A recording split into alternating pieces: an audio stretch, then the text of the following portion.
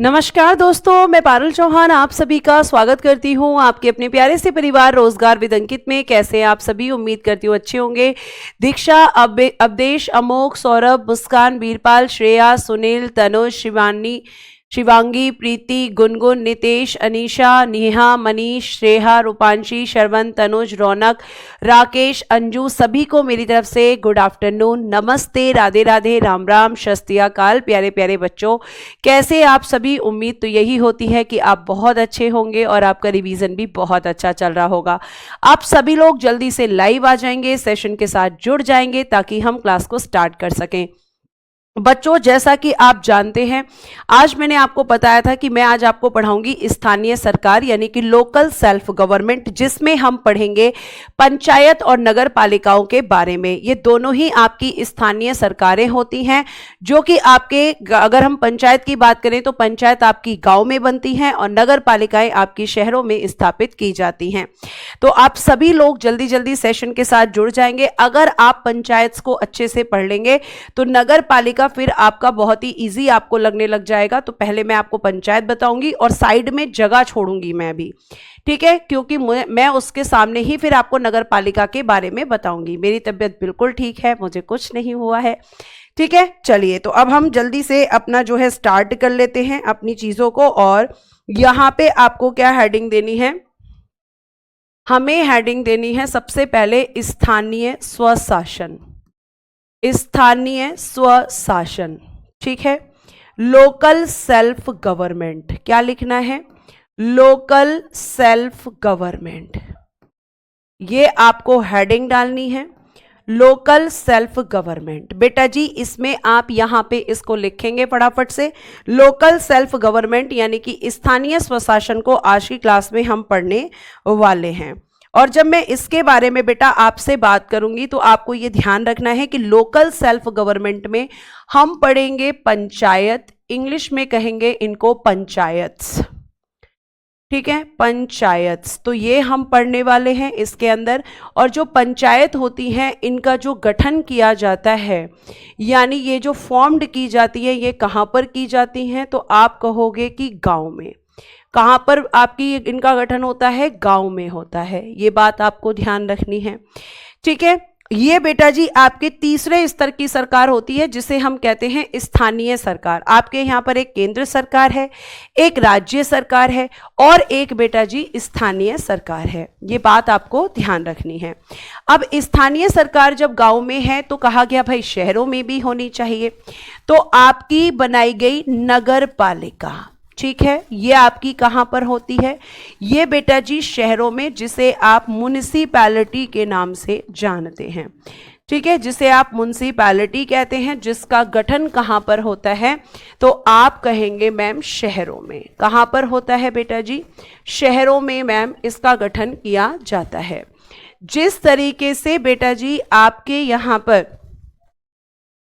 यहाँ पर जिस तरीके से गांव में पंचायत काम करती हैं, उसी तरीके से शहरों में नगर पालिकाएं काम करती हैं, ठीक है। आपको पता होगा कि गांव में पंचायत होती हैं और शहरों में नगर पालिकाएं उसी तरीके से काम करती हैं। तो बेटा जब हम आगे की तरफ बढ़ जाते हैं तो आपको यहाँ पे एक चीज और देखने के लिए मिलेगी कि जैसे अगर आप देखते हैं गांव में आपकी लाइट की व्यवस्था, सड़कों की व्यवस्था, जो सरकारी स्कूल होते हैं उनके मेंटेनेंस, तो ये सब चीज़ें कौन देखता है? मैम पंचायत्स देखती हैं। तो सेम यही चीज़ें आपके शहरों में कौन देखता है? सड़कों को बनवाना, सड़कों पे गंदगी की सफाई करना, नगरों की सफाई करवाना, आपकी जो स्ट्रीट लाइट वगैरह होती हैं उनको मेंटेन करना, मतलब जो आपका वाटर सप्लाई होता है घरों में उसको देखना, ये सब किसका काम है? नगर पालिका का। तो जो काम गांव में पंचायत करती हैं वही काम बेटा जी शहरों में कौन करता है? आप कहोगे कि मैम वही काम शहरों में करती हैं नगर पालिकाएं। अब जब हम पंचायत के बारे में बात करते हैं तो हम सबसे पहले इसमें पंचायत पढ़ेंगे, लेकिन उससे पहले हमें यह पता होना चाहिए कि स्थानीय स्वशासन का जनक किसको कहा जाता है? स्थानीय स्वशासन का जनक, स्थानीय स्वशासन का जनक यानी father of local self government. ये क्वेश्चन बड़ा बेसिक सा है। Father of local self government, local self government. तो बेटा जी ये कहा जाता है रिपन को। रिपन जो कि एक अंग्रेजी गवर्नर जनरल था। इसके बारे में आप डिटेल में पढ़ेंगे आप इतिहास में, ये बात आपको ध्यान रखनी है। ठीक है, तो आप ध्यान रखेंगे कि रिपन को क्या कहा जाता है ma'am, father of local self government Ripon को कहा जाता है। बहुत सारे बच्चों ने इसका आंसर दिया है। अब भाई स्थानीय स्वशासन का उद्देश्य बहुत पूछा जाता है। स्थानीय स्वशासन का उद्देश्य यानी कि ऑब्जेक्टिव का उद्देश्य, यानी कि हम कहेंगे objective of local self government. तो इनका उद्देश्य था बेटा जी लोकतांत्रिक विकेंद्रीकरण। क्या था? लोकतांत्रिक विकेंद्रीकरण, यानी लोकतंत्र का जो विस्तार है वो आपके सबसे निचले स्तर तक करना, यानी decentralisation of democracy. Decentralisation of democracy, लोकतंत्र का विकेंद्रीकरण ही इसका उद्देश्य है। यानी लोकतंत्र क्या होता है? लोगों का तंत्र, और उस लोकतंत्र में जो सबसे निचले स्तर का व्यक्ति है उसकी भी भागीदारी होनी चाहिए। यह आपको ध्यान रखना है। ठीक है, तो ये चीजें आपको प्यारे बच्चे पता होनी चाहिए कि लोकतंत्र का विकेंद्रीकरण यानी लोकतंत्र में नीचे से निचले स्तर का व्यक्ति, और सबसे निचली इकाई कौन सी होती है? गांव। तो उस व्यक्ति की भी लोकतंत्र में भागीदारी होनी चाहिए। इस वजह से हम कह सकते हैं कि ये इसका उद्देश्य है। तो ये आपका इसका उद्देश्य समझ में आया। अब मैंने आपको डीपीएसपी में एक आर्टिकल बताया था। ठीक है, डीपीएसपी में एक आर्टिकल मैंने बताया था, आर्टिकल 40। ठीक है, जिसमें हम आर्टिकल 40 में देखेंगे तो क्या बताया था? मैंने बताया था कि इसमें कहा गया है कि भाई आपकी जो सरकार है उसको पंचायतों का गठन करना चाहिए। ये क्या है? तो आप कहोगे गठन करना चाहिए, ऐसा यहां पर डायरेक्शन दिया गया था, ऐसा यहां पर निर्देश दिया गया है सरकारों को, और सरकारें क्या करती हैं? इन निर्देशों को एग्जीक्यूट करने के लिए काम करती हैं। तो जब यहां पंचायतों का गठन करना चाहिए यानी फॉर्म्ड ऑफ पंचायत्स की बात की गई थी, तो बेटा आपकी सरकार ने क्या किया कि भाई पंचायतें बननी चाहिए, कैसे बननी चाहिए, किस तरीके से गठन इनका होना चाहिए, इसके लिए सरकार ने समितियों का गठन करना शुरू किया था। यानी ये जो डीपीएसपी है इसको एग्जीक्यूट करने के लिए सरकार ने क्या किया मैम? सरकार ने समिति बनाने की शुरुआत करी, जिसमें सबसे पहले प्यारे बच्चे आपकी एक समिति बनाई गई थी, बलवंत राय मेहता समिति। बलवंत राय मेहता समिति। समिति को बच्चा इंग्लिश में कहते हैं कमेटी। ठीक है, बाकी सेम रहेगा, बलवंत राय मेहता कमेटी।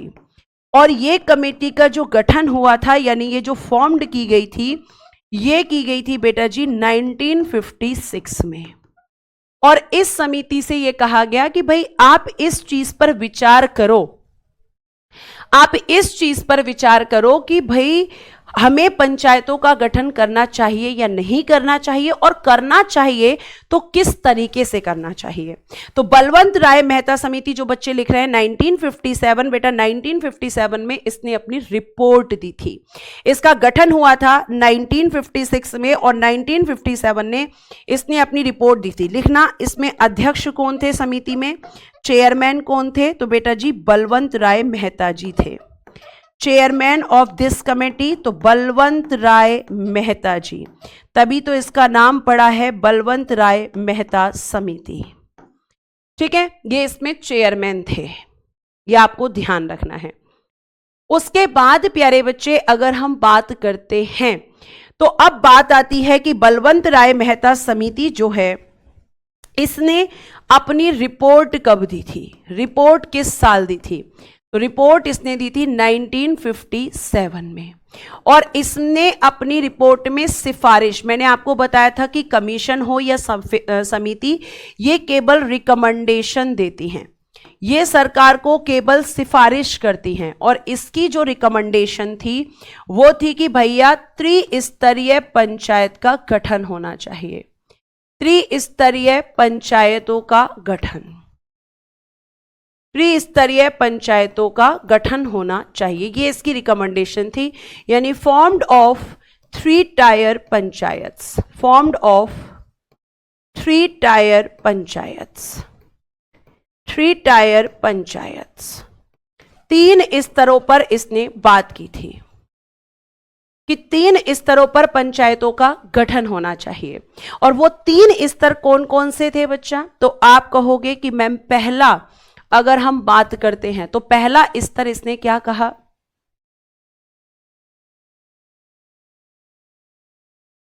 ठीक है, तो आप कहोगे कि मैम ग्राम स्तर, ग्राम स्तर पर सबसे पहले इसने कहा। फिर दूसरा इसने कहा जिसे आप कई बार कहते हो खंड या कई बार कहते हो आप ब्लॉक। ठीक है, इसे कई बार क्या कहा जाता है? खंड, कई बार कहा जाता है ब्लॉक और कई बार कहा जाता है इसको मध्यवर्ती स्तर। ठीक है, इनमें से कोई भी वर्ड आए आपको कंफ्यूज नहीं होना है। और तीसरा बेटा इसने कहा जिला स्तर। ठीक है, इंग्लिश में भी लिख रही हूं। पहला इसने कहा विलेज लेवल,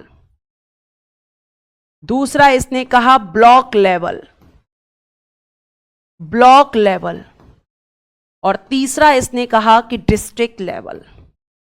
इन 3 स्तरों पर क्या होना चाहिए? सरकार का पंचायतों का गठन। ये इसने रिकमेंडेशन की थी, ये इसने क्या किया था? सिफारिश की थी कि भाई ग्राम स्तर पर, ब्लॉक स्तर पर और आपका जिला स्तर पर ये आपकी 3 स्तरों पर पंचायत बननी चाहिए।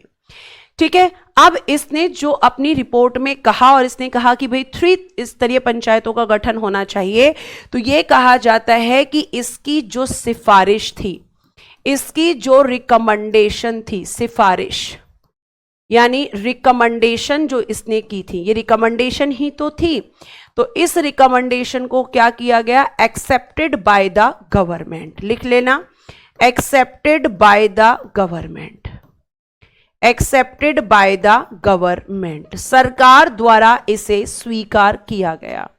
ठीक है, क्या लिख सकते हैं? सरकार द्वारा स्वीकार।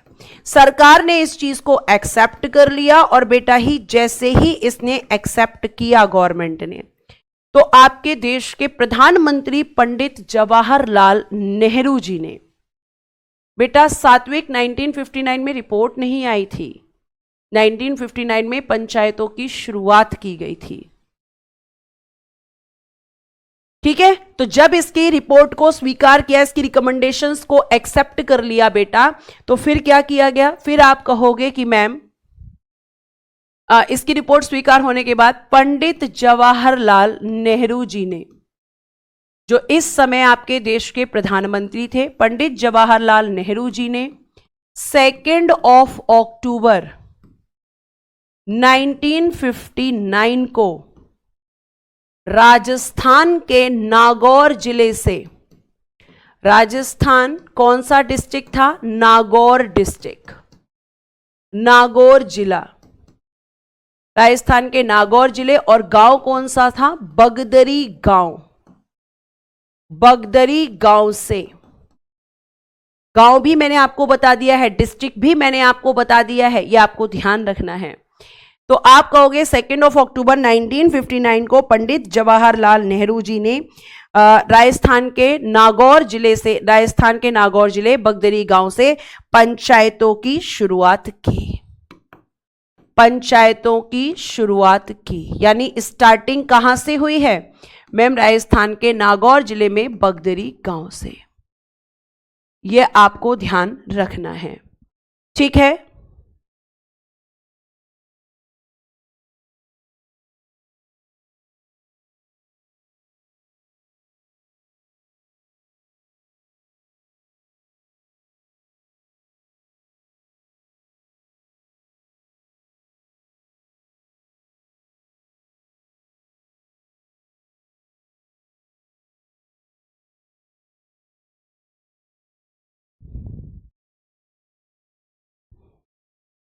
इतनी बात समझ में आ रही है?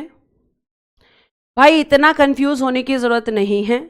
अगर आपको लगता है कि यहाँ 1957 करना चाहिए हमें, तो आप वो भी कर सकते हो, लेकिन आप इसको परीक्षा वाणी की बुक में भी चेक कर सकते हो अगर आप पढ़ते हो, क्योंकि हम कई बुक से कंटेंट उठाते हैं। तो आप यहाँ 1957 कर लो, इतना कंफ्यूज होने की जरूरत नहीं है, ठीक है, क्योंकि ऑप्शन में कोई एक ही देता है, वो दोनों कभी नहीं देगा। बेटा 2 अक्टूबर है, अब 11 अक्टूबर कह रहे हो। 2 अक्टूबर क्यों कहा जाता है 2 अक्टूबर? क्योंकि मैम 2 अक्टूबर को महात्मा गांधी जी की जयंती होती है, और पंचायतों के बारे में जो यहाँ पर डीपीएसपी है वो गांधी जी की विचारधाराओं पर ही आधारित है, इसीलिए 2 अक्टूबर को इसकी शुरुआत हुई थी। ठीक है, तो आप कहोगे कि मैम 2 अक्टूबर 1959 को यहां पे क्या किया गया था? राजस्थान के नागौर जिले से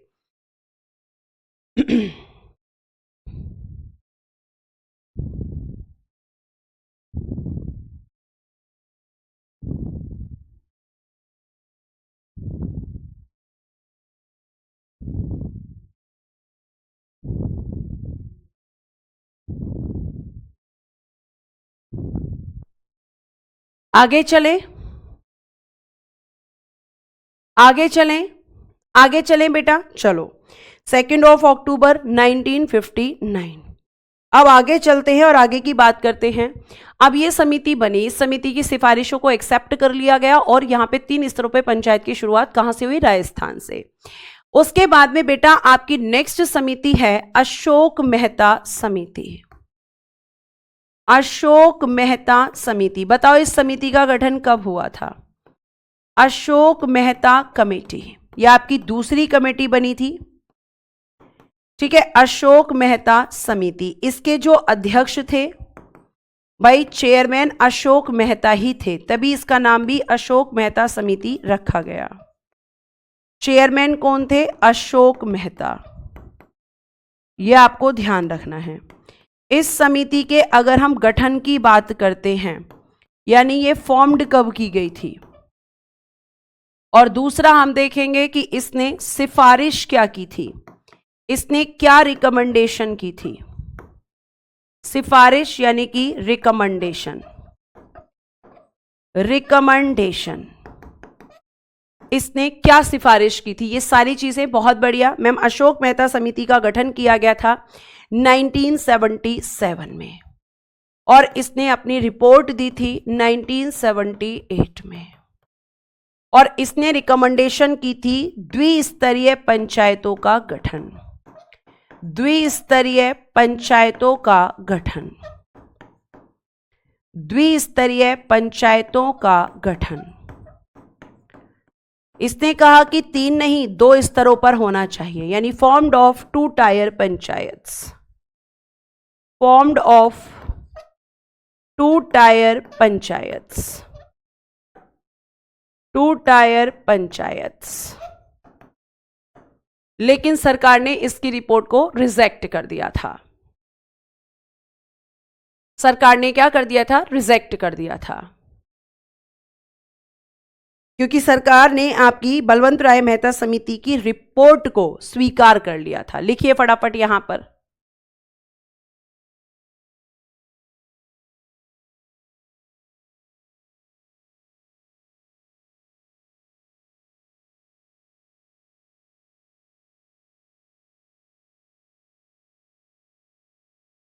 ठीक है। अब यहां पे बच्चा पूछेगा कि कहां कहां पर, तो इसने कहा कि भाई एक तो होना चाहिए मंडल स्तर पर, मंडल स्तर पर, और दूसरा इसने कहा कि जिला स्तर पर, जिला स्तर पर, ये 2, और इसने कहा कि जो जिला स्तर पर हो वो शक्तिशाली होनी चाहिए। इतनी बात आपको समझ में आ रही है? तो इसने 2 स्तरों पर कहा था, बच्चा सही कह रहा है कि मैं मंडल लेवल पर और आपका यहां पे जिला स्तर पर। तो इसने 2 की बात की थी, इसकी रिपोर्ट को रिजेक्ट कर दिया गया था। अब आगे सुनिए। उसके बाद बेटा जी नेक्स्ट समिति आपकी बनाई गई थी डॉक्टर GV.K. राव समिति। बताओ इसका गठन कब हुआ था? Doctor GV.K. राव समिति यानी कमेटी। और जब हम इस कमेटी की बात करते हैं तो इस कमेटी में आपको डॉक्टर GV राव समिति की अगर हम बात करते हैं तो इसका गठन यानी ये फॉर्म्ड कब हुई थी, इसने अपनी रिपोर्ट कब दी थी और इसकी सिफारिश क्या थी।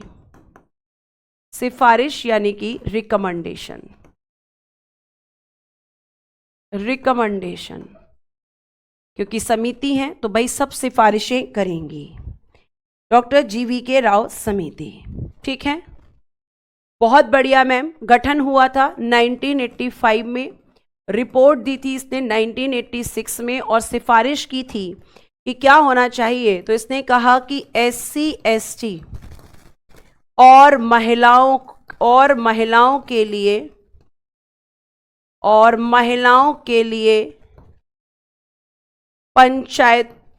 पंचायतों में आरक्षण, ठीक है, यानी लिखिएगा रिजर्वेशन इन, ऐसे लिखना, रिजर्वेशन फॉर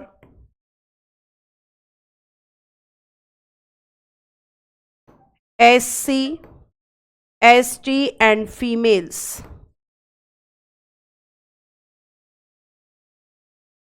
सॉरी, रिजर्वेशन इन, क्या हो गया भाई,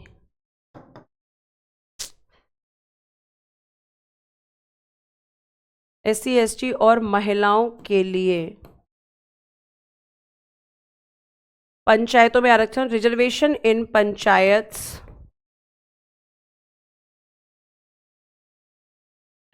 for SC ST and females. इसने रिजर्वेशन को लेकर कहा कि भाई इन कैटेगरीज को पंचायत में क्या होना चाहिए, रिजर्वेशन। ठीक है, इतनी बात आपको समझ में आ रही है। आगे देखिए, अब यहां पे ये वाली समिति ने अपनी बात रख दी, फिर यहां पर एक और समिति बनी, ठीक है, जिसका नाम आपने सुना होगा, लिखिएगा डॉक्टर LM सिंघवी समिति। बताओ इसका गठन कब हुआ था। डॉक्टर LM सिंघवी समिति, डॉक्टर LM सिंघवी समिति, ठीक है। गठन यानी फॉर्म्ड कब की गई थी, और हम देखेंगे कि इस कमेटी की जब ये फॉर्म्ड की गई, ठीक है, उसके बाद अगर हम बात करेंगे तो इसने रिपोर्ट कब दी थी और इसकी रिकमेंडेशन यानी सिफारिश क्या थी। अब सिफारिश की इंग्लिश आप लिख सकते हो, मैंने कई जगह पर आपको लिखवा दी है। तो बताइए जल्दी से यहाँ पर क्या होगा। बहुत बढ़िया मैम, ये गठित भी 1986 में हुई थी, रिपोर्ट भी इसने 1986 में की थी और इसने सिफारिश की थी पंचायतों को संवैधानिक दर्जा, पंचायतों को संवैधानिक दर्जा देना चाहिए, पंचायतों को संवैधानिक दर्जा, यानी आप कह सकते हैं constitutional status for panchayats, constitutional status of panchayats. यानी इस समिति का कहना था कि भाई पंचायतों को आपको संविधान में जगह देनी चाहिए, आपको पंचायतों को क्या करना चाहिए, आपको पंचायतों में आपको जो करना चाहिए कि भाई संविधान में इसको जगह दो, इसको संवैधानिक दर्जा दो, इसके आर्टिकल जोड़ो, इसका पार्ट जोड़ो, ये आपको ध्यान रखना है। तो ये यहां पर किसने कहा, डॉक्टर LM सिंघवी समिति ने। और ऐसे ही एक समिति और बनी PK थुंगन समिति, उसने भी सेम रिकमेंडेशन की, सेम सिफारिश उसने की, और जब दोनों कमेटियों ने लगातार सेम सिफारिश की तो देखो यहां पे नेक्स्ट आपका है, बताइए PK थुंगन समिति का गठन कब हुआ था। PK थुंगन समिति, ठीक है, इसके बारे में भी हमें पता होना चाहिए कि भाई PK थुंगन समिति, इसका गठन कब हुआ था, मतलब ये कब फॉर्म्ड की गई थी। उसके बाद में हमें पता होना चाहिए कि इसने अपनी रिपोर्ट कब दी थी और इसने क्या सिफारिश की थी। तो मैं आपको बता चुकी हूं कि रिकमेंडेशन एकदम सेम थी। सिफारिश की अगर हम बात करेंगे तो आप कहोगे कि मैम सेम, पंचायतों को संवैधानिक दर्जा।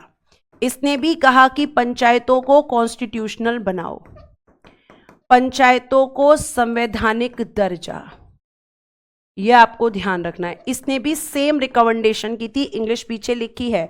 इसका गठन 1988 में हुआ था और इसने अपनी रिपोर्ट भी 1988 में ही दी थी। ठीक है, 1988 में इस कमेटी का गठन हुआ था, सॉरी, और आप ये ध्यान रखेंगे 1988 में इस समिति का गठन किया गया था। ठीक है रवि, मैंने एक्सेप्टेंस की तो बेटा डेट ही नहीं लिखवाई है। देखना जरा, बलवंत राय मेहता समिति ने जब स्वीकार किया है तो स्वीकार करने की तो मैंने डेट ही नहीं लिखवाई। कहा जाता है कि एक्सेप्ट किया गया था 1958 में। आप लिखना चाहते हैं तो लिख सकते हैं। ठीक है, आप लिखना चाहते हैं तो लिख सकते हैं 1958। एक्सेप्टेंस डेट तो मैंने लिखी ही नहीं है। अच्छा, यहां पे एक चीज और ठीक करना, मैंने दो जगह 1988 लिख दिया है। 1989 में रिपोर्ट, एक 1989 कर देना। ठीक है, तो ये आपको ध्यान में रखना है। कॉन्स्टिट्यूशनल स्टेटस देने की बात की गई, कुल मिलाकर ये है। अगर हम बात करते हैं प्यारे बच्चे, बेटा 1988 में गठन है, आप एक बार देखो जल्दी से, एक बार चेक करो। सुहानी बेटा, मैं कमरे के अंदर पढ़ाती हूं, यहां ठंड नहीं लगती है, पसीना आने लग जाता है। ठीक है, बच्चा कह रहा है लक्ष्मीमल सिंघवी समिति भी तो बताओ। बेटा डॉक्टर LM सिंघवी समिति का मतलब ही है लक्ष्मीमल सिंघवी समिति। अरमान अली,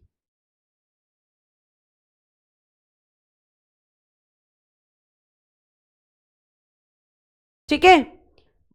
अगर मैं आपसे बात करती हूं तो जो बुक है आपकी परीक्षावाड़ी, उसमें 1988 दे रखा है। अच्छा, 1989 लिखवा दूं, मैं एक बार चेक कर लेती हूं इसको। ठीक है, रुक जाइए।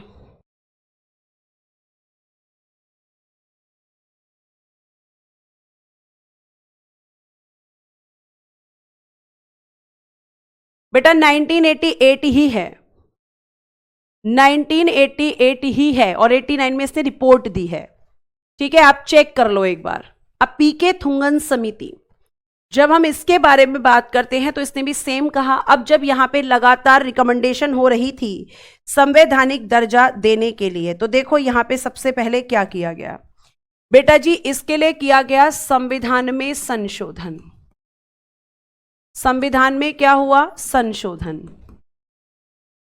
संविधान में संशोधन किया गया, यानी amendment in constitution. Amendment in constitution, संविधान में किया गया संशोधन। और ये जो संशोधन किया गया कौन सा था? 73वां संविधान संशोधन 1992 में। जिस समय ये संशोधन हुआ उस समय देश के प्रधानमंत्री थे बेटा जी PV नरसिंह राव। PV नरसिंह राव, ये आपके इस समय पर देश के प्रधानमंत्री थे जब इस संशोधन को किया गया था। ठीक है, तो आप ध्यान रखेंगे कि इसके लिए कौन सा संशोधन हुआ था? 73वां संविधान संशोधन 1992 किया गया था। और आपको पता है कि कोई भी संशोधन करने के लिए सबसे पहले क्या लाना होता है? बिल लाना होता है। तो इस बिल का नाम क्या था? इस बिल का नाम था 73वां संविधान संशोधन बिल। पूरा लिख देती हूं, 73वां संविधान संशोधन बिल या विधेयक, संशोधन विधेयक 1992। ठीक है, तो संशोधन विधेयक कब आया था? 1992 में। यह आपको ध्यान रखना है। अब आगे सुनिए। ठीक है, आगे सुनिए बेटा, जो इंपॉर्टेंट चीजें हैं केवल उनको ही पढ़ लो। ठीक है, पढ़ाने के लिए तो बहुत कुछ है पॉलिटी में। तो अब आप यहां पे देखेंगे कि जब ये बिल आया, तो बिल आने के बाद में ये बिल आपका सबसे पहले लोकसभा से 22 दिसंबर 1992 को पारित हुआ। फिर ये जब लोकसभा से पास हुआ तो राज्यसभा में गया, और राज्यसभा से 23 दिसंबर 1992 को पास हुआ। पारित कह लीजिए या पास कह लीजिए, यहां से पारित हो गया। अब दोनों जगह से पास होने के बाद ये कहां गया होगा? इन दोनों जगह से पास होने के बाद मैम ये राष्ट्रपति के पास राष्ट्रपति के पास हस्ताक्षर के लिए गया। हस्ताक्षर मतलब सिग्नेचर, हस्ताक्षर के लिए यानी फॉर सिग्नेचर, फॉर सिग्नेचर, हस्ताक्षर के लिए गया। ठीक है, हस्ताक्षर के लिए गया। और बेटा आपको मैं ये बता दूं कि इस समय आपके देश के जो राष्ट्रपति थे, क्या आप बता सकते हैं कौन थे? ये मेरा आपसे प्रश्न है, अगर आप दे पाएंगे तो अच्छी बात है। अब हस्ताक्षर के लिए गया तो राष्ट्रपति जी ने इस पर 20 अप्रैल 1993 को क्या कर दिया, इन्होंने हस्ताक्षर किया। हस्ताक्षर किया और जैसे ही इन्होंने हस्ताक्षर किया तो ये क्या बन गया मैम, हस्ताक्षर के बाद ये विधेयक की जगह आपका जो है अधिनियम, एक्ट बन गया। ठीक है, अधिनियम बन गया। और अधिनियम बनने के बाद बेटा जी 24 अप्रैल 1993, 24 अप्रैल 1993 से ये लागू यानी कि एग्जीक्यूट हो गया। और जैसे ही ये एग्जीक्यूट हुआ मतलब हम कह सकते हैं कि आपका यहाँ पे वेंकट रमन, द्रौपदी बुलबुल, एपीजे अब्दुल कलाम, मनमोहन सिंह जी, ठीक है, सबके, नरसिम्हा राव जी, भैया नरसिम्हा राव जी कौन हैं? प्रधानमंत्री हैं। मैं राष्ट्रपति पूछ रही हूं आपसे, मैंने आपसे पूछे हैं राष्ट्रपति और आप बता रहे हो प्रधानमंत्री। तो राष्ट्रपति थे इस समय पर शंकर दयाल शर्मा जी, शंकर दयाल शर्मा जी, इन्होंने सिग्नेचर किए थे इस बिल पर। और ये लागू कब हुआ? 24 अप्रैल 1993 से ये लागू हो गया था। और क्योंकि ये 24 अप्रैल 1993 से लागू हुआ था, इसीलिए हम 24 अप्रैल को सेलिब्रेट करते हैं पंचायत दिवस, यानी पंचायत्स डे। आपका कब सेलिब्रेट होता है? तो मैम ये सेलिब्रेट होता है हमारा 24 अप्रैल 1993 को लागू हुआ था। तो 24 अप्रैल को हम इसको क्या करते हैं, मनाते हैं पंचायत दिवस को। ठीक है, तो यहां पे किसी भी बच्चे ने मुझे शंकर दयाल शर्मा जी का नाम नहीं बताया था। ठीक है, शंकर दयाल शर्मा जी का नाम नहीं बताया था, तो ये आप ध्यान रखेंगे, कभी भी पूछा जा सकता है। ठीक है, नेक्स्ट आइए। अब हम बात करते हैं कि संवैधानिक दर्जा मिल गया, तो अब बात आती है कि पंचायत। पंचायत संविधान के किस भाग में है? तो भाई भाग 9 में है। आर्टिकल कहां से कहां तक है? 243 से लेकर और कैपिटल ओ तक, 243 के ओ तक। कैपिटल क्यों? क्योंकि ये संशोधन के द्वारा जोड़ा गया है, क्योंकि मैम ये दोनों को, क्योंकि मैम ये सारे आर्टिकल्स जो हैं वो संशोधन के द्वारा जोड़े गए हैं। इसके अलावा जब पंचायत बनी तो ये कहा गया कि पंचायतों के लिए कानून कौन बनाएगा? तो पंचायत बेटा जी राज्य सूची का विषय है। किस में आती हैं पंचायत? स्टेट लिस्ट में आती हैं। यानी पंचायतों के लिए कानून कौन बनाता है? राज्य सरकारें। और पंचायत के लिए प्यारे बच्चों 11वीं अनुसूची को भी जोड़ा गया। 11वीं अनुसूची आपको मैंने पढ़ाई हुई है, 11th शेड्यूल, इसको भी यहां पर क्या किया गया? जोड़ा गया आपके अनुसूचियों में।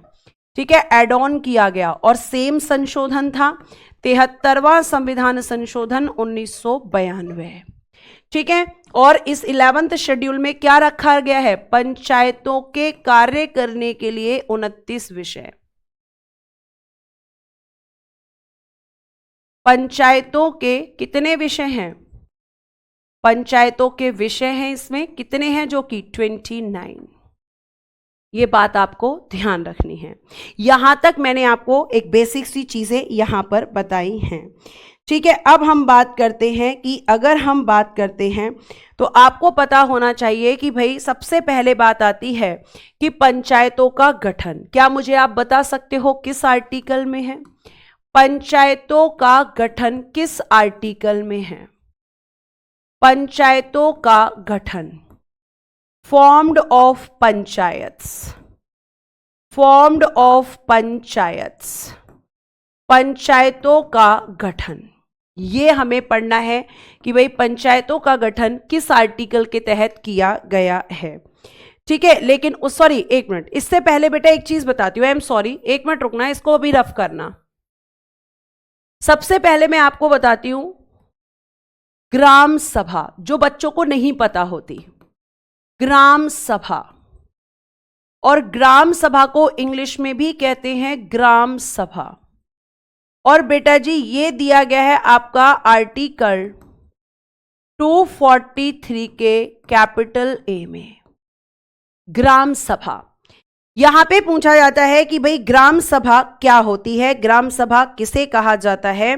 तो देखो ध्यान से, पहले मैं लिखती हूं फिर मैं आपको बहुत साधारण शब्दों में समझाऊंगी। देखो लिखना, किसी ग्राम की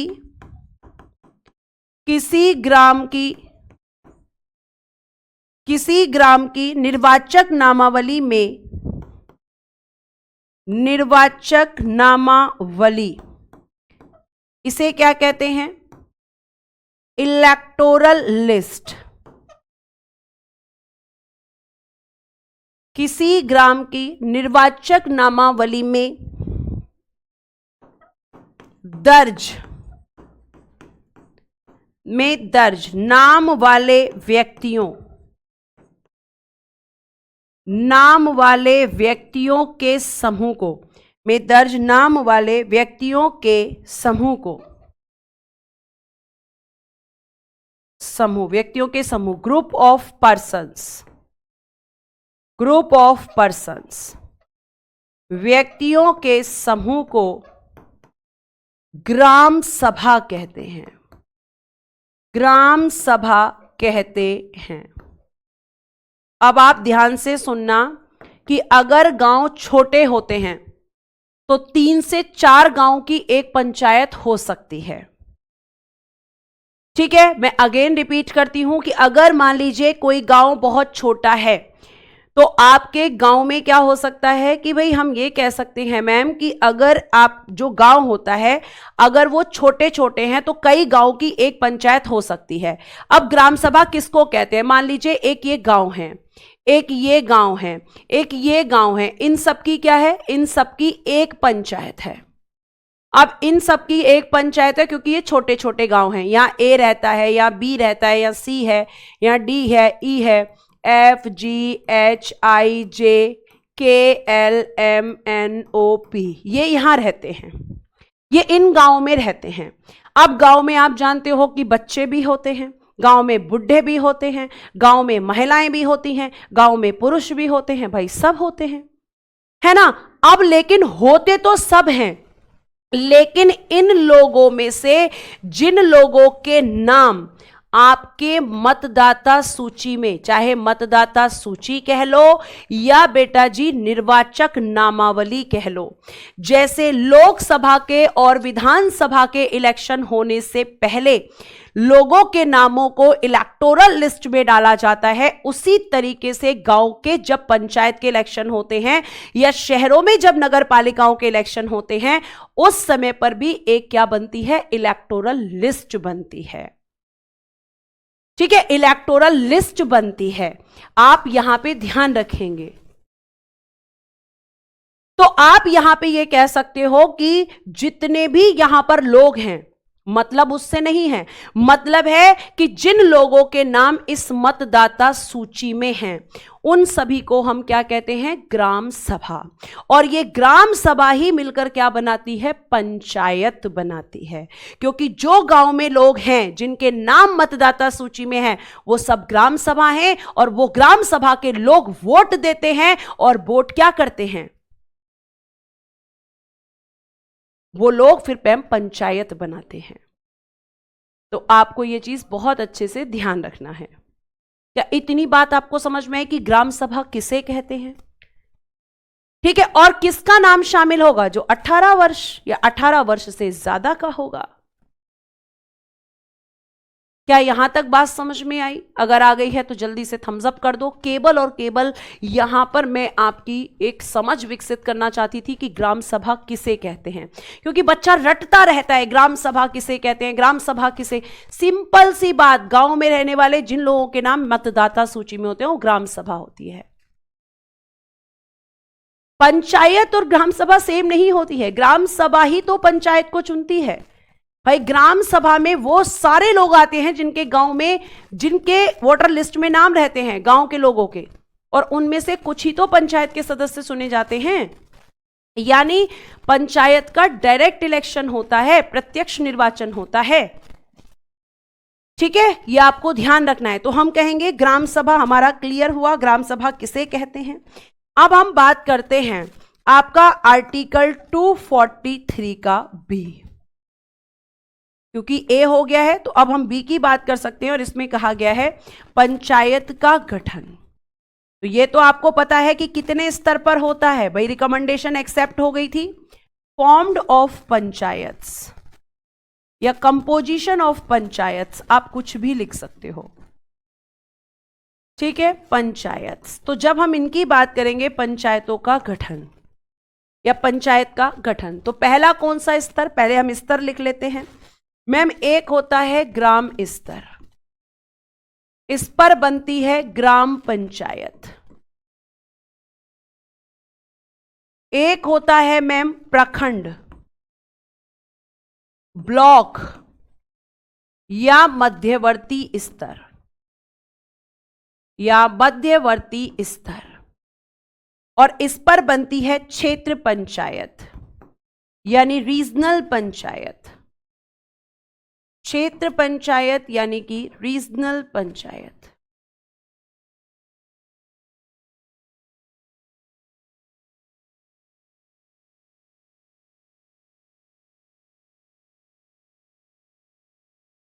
ग्राम लिख लो या विलेज लिख लो, ठीक है।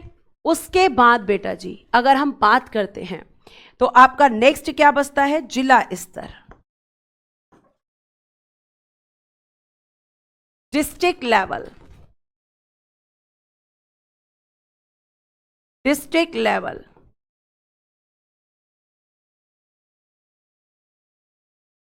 ठीक है। और यहां पे बनती है जिला पंचायत यानी डिस्ट्रिक्ट पंचायत, जिला पंचायत, डिस्ट्रिक्ट पंचायत। अब मेरा आपसे एक प्रश्न है, बताइए। क्वेश्चन है, पंचायतों को संवैधानिक दर्जा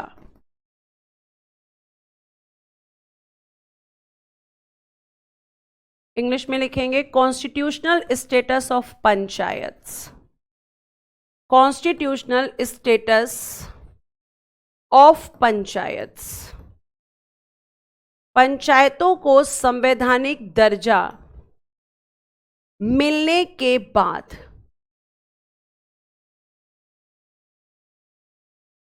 इनकी शुरुआत कहां से हुई, इनकी शुरुआत कहां से हुई, ये मेरा आपसे प्रश्न है। क्योंकि दोनों क्वेश्चंस में बच्चों को अंतर ही समझ नहीं आता है। आज आपको समझ आएगा कि आखिर दोनों क्वेश्चंस में अंतर क्या है। बताइए जल्दी से, फटाफट मुझे इस क्वेश्चन का आंसर चाहिए आपसे।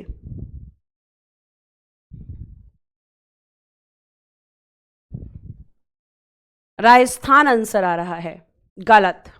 वेरी गुड मुकेश, मैं मध्य प्रदेश से, मध्य प्रदेश से हुई है। अगर क्वेश्चन पूछा जाएगा कि पंचायतों की शुरुआत कहां से हुई, तब आंसर राजस्थान। लेकिन अगर क्वेश्चन पूछा जाएगा कि कॉन्स्टिट्यूशनल स्टेटस मिलने के बाद कहां से हुई है, तो मध्य प्रदेश। दोनों क्वेश्चंस में अंतर है, इस चीज को ध्यान रखें। इसीलिए इस क्वेश्चन को मैंने बीच में डाल दिया है। अब हम लिखेंगे आर्टिकल 243 का से। पंचायतों की संरचना, structure of panchayats, structure of panchayats,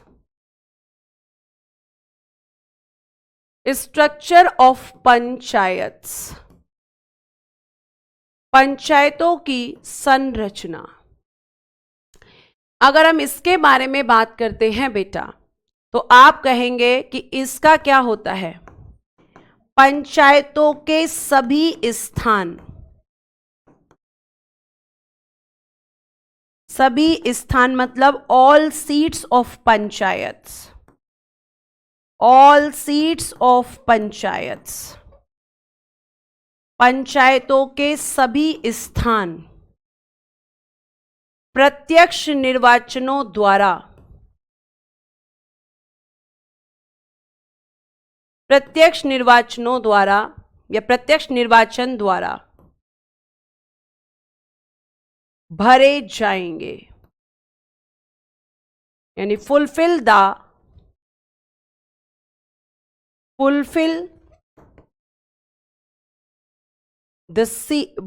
by the direct election.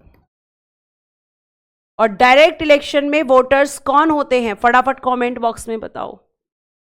ये स्ट्रक्चर होता है, ये स्ट्रक्चर होता है।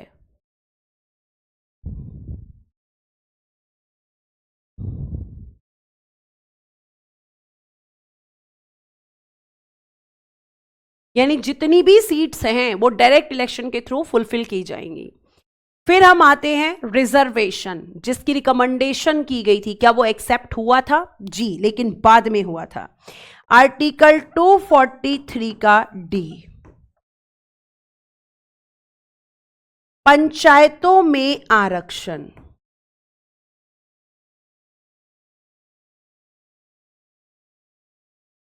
रिजर्वेशन इन पंचायत्स, रिजर्वेशन इन पंचायत्स।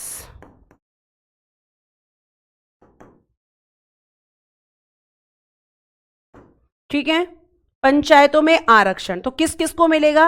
एससी और एसटी, इनको मिलेगा जनसंख्या के आधार पर, जनसंख्या के आधार पर, based on population, based on population. इनकी जितनी जनसंख्या होगी उस आधार पर इनको रिजर्वेशन मिलेगा।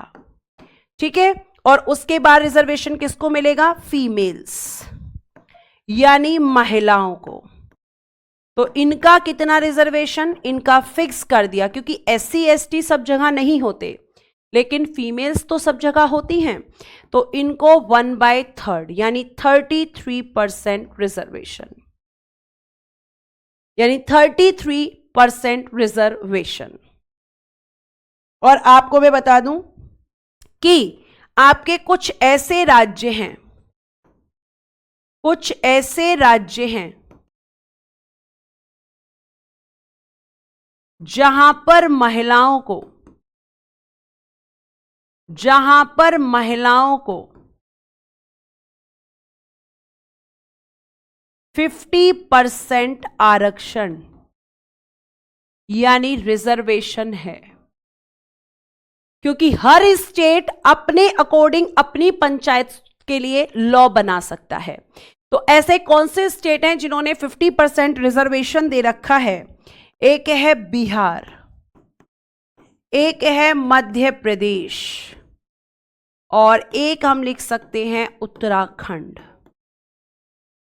ये वो स्टेट हैं जहां पर फीमेल्स को 50% रिजर्वेशन मिलता है पंचायत के अंदर।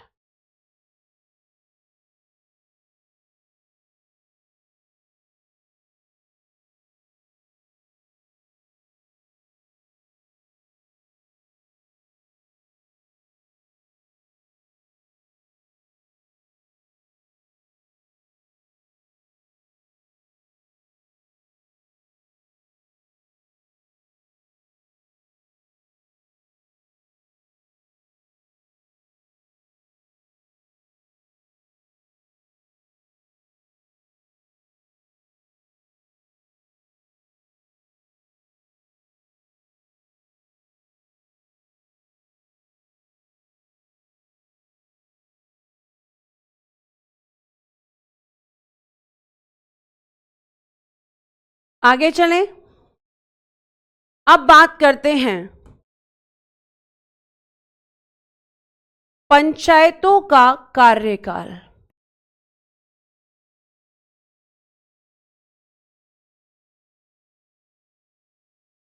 आर्टिकल 243 का ई, टेन्योर ऑफ पंचायत्स।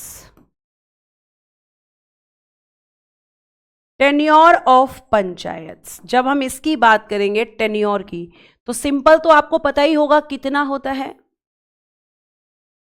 आपको सिंपल तो पता ही होगा। तो आप कहोगे कि सिंपल अगर हम बात करते हैं तो पंचायतों का जो कार्यकाल होता है, जिस दिन पंचायत का प्रथम अधिवेशन होता है, प्रथम अधिवेशन से 5 वर्ष, प्रथम अधिवेशन यानी कि फर्स्ट सेशन, जिस दिन इनकी फर्स्ट सेशन होता है उसी दिन से, प्रथम अधिवेशन से 5 वर्ष यानी 5 इयर्स इनका टेन्योर होता है। 5 वर्ष तक आपकी पंचायत अपना जो है कार्य करती हैं। अब ध्यान से सुनिए, क्या कार्यकाल यानी कि टेन्योर से पूर्व भंग या विघटित किया जा सकता है? भंग या विघटित को क्या कहते हैं? डिसॉल्व्ड किया जा सकता है। यस या नो? किया जा सकता है, यस या नो बेटा? हां या ना?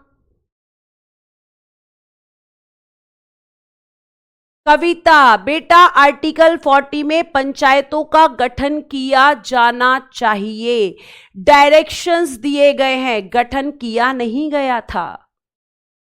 लैंग्वेज को पढ़ो एक बार, बच्चों ने लिखा है यस।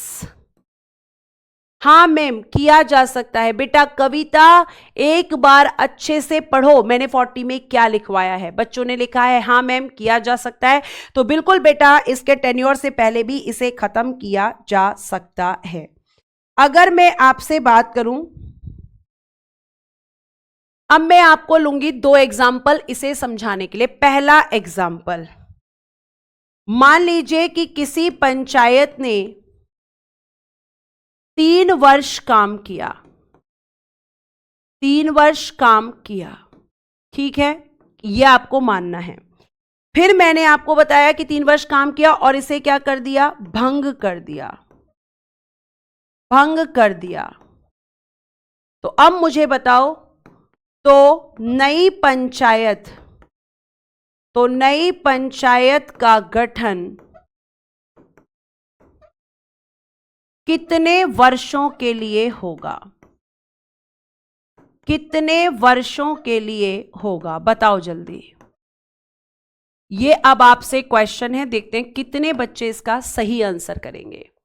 अगर ये कंडीशन होती है तो नई पंचायत कितने समय के लिए बनेगी? ठीक है। और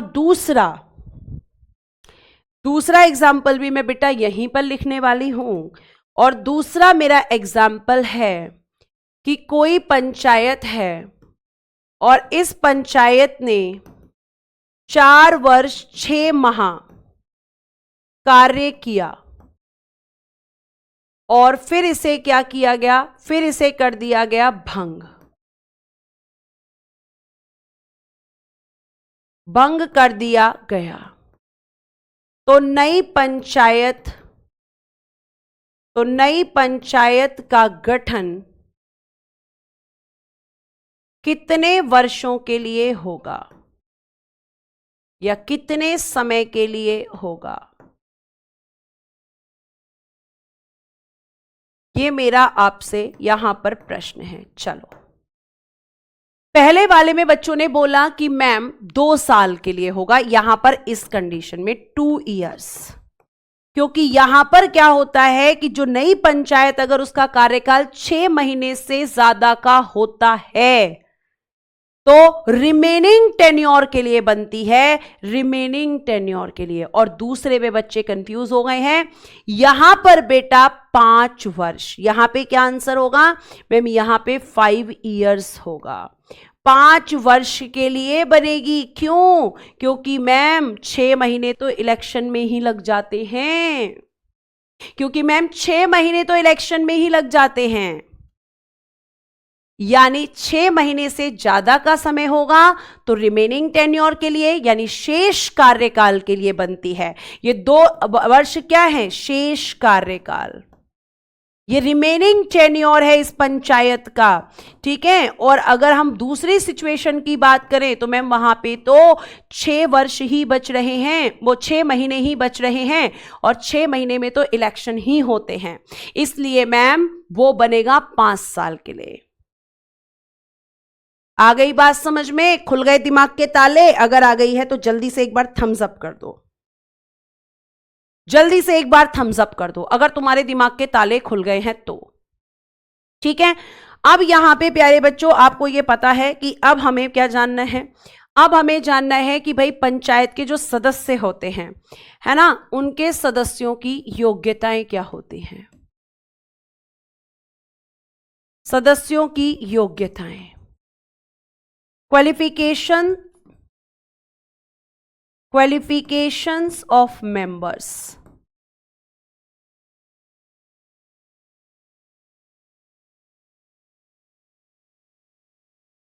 ऑफ मेंबर्स,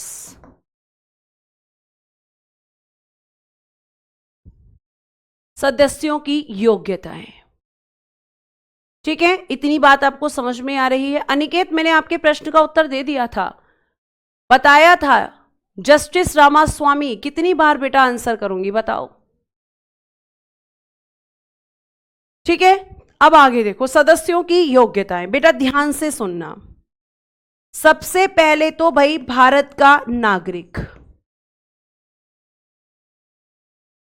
ठीक है। उसके बाद में न्यूनतम आयु 21 वर्ष, न्यूनतम आयु 21 वर्ष, मिनिमम एज 21 ईयर्स, ठीक है। और citizen of India, citizen of India, Bharat का नागरिक, सिटीजन ऑफ इंडिया, न्यूनतम आयु 21 वर्ष। और ध्यान रखना, राज्य विधान मंडल, राज्य विधान मंडल यानी कि लेजिस्लेचर, राज्य विधान मंडल द्वारा निर्धारित योग्यताएं निहित हों, निहित यानी कि वेस्टेड, निहित हों। इसका क्या मतलब है मैम? इसका क्या मतलब है आप हमें बता दीजिए बेटा। इसका मतलब है कि पंचायत किसका विषय है? राज्य सूची का, स्टेट लिस्ट का, और हर एक राज्य अपने अकॉर्डिंग क्वालिफिकेशंस को डिसाइड कर सकता है। जैसे कुछ राज्यों में एजुकेशन को कंपलसरी कर दिया है पंचायत का इलेक्शन लड़ने के लिए, लेकिन हर राज्य में ऐसा नहीं है। कुछ राज्यों ने यह भी कर दिया है कि अगर किसी के 2 से ज्यादा बच्चे हैं तो वो पंचायत का इलेक्शन नहीं लड़ सकता, लेकिन हर स्टेट में ऐसा नहीं है। यानी हर एक राज्य का विधानमंडल, हर एक स्टेट का लेजिस्लेचर अपने अकॉर्डिंग अपनी क्वालिफिकेशंस को फिक्स कर सकता है पंचायत के लिए। यह आपको ध्यान रखना है,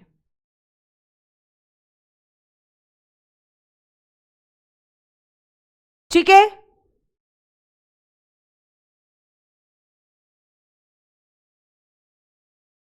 यह आपको ध्यान रखना है।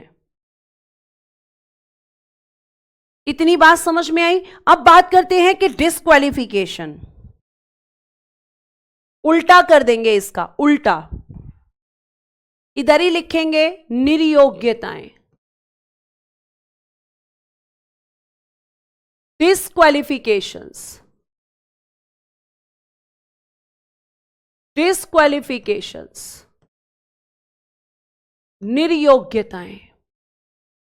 उल्टा करो, भारत का नागरिक ना हो, न्यूनतम आयु पूरी ना हो, और विधानमंडल द्वारा निर्धारित योग्यताएं ना हो, निर्धारित योग्यताएं ना हो। खत्म, उल्टा करना है हमें।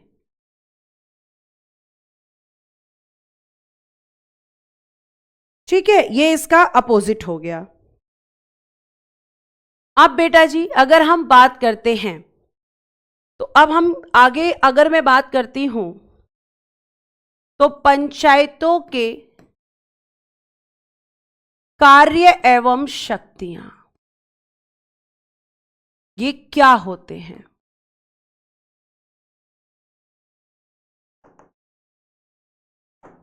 पंचायतों के कार्य एवं शक्तियां ये क्या होते हैं?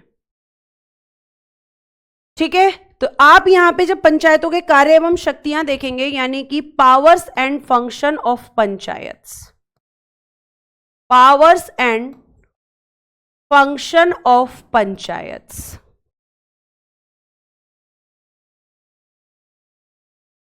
ऑफ पंचायत्स। जब बेटा मैं इसके लिए बात कर रही हूं तो आपको ध्यान रखना है कि यहां पे आपको लिखना है, देखो शॉर्ट में लिखवाऊंगी, सामाजिक और आर्थिक विकास, सामाजिक और आर्थिक विकास के लिए योजनाएं बनाना, योजनाएं बनाना और लागू करना, दोनों इसी का काम होता है, और लागू करना।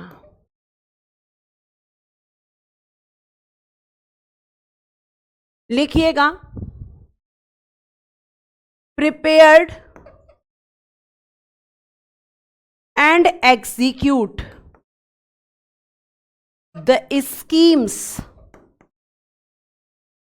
For social and economic development, social and economic development.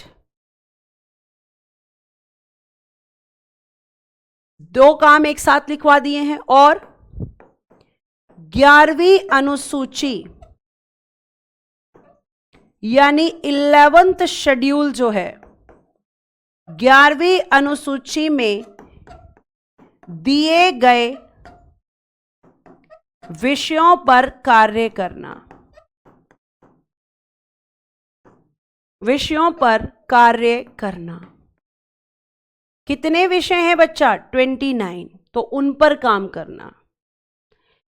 Amit अगर 6 महीने से ज्यादा होगा तो वो रिमेनिंग टेन्योर के लिए बनेगी, 6 महीने से चाहे 1 महीने ही ज्यादा क्यों ना हो।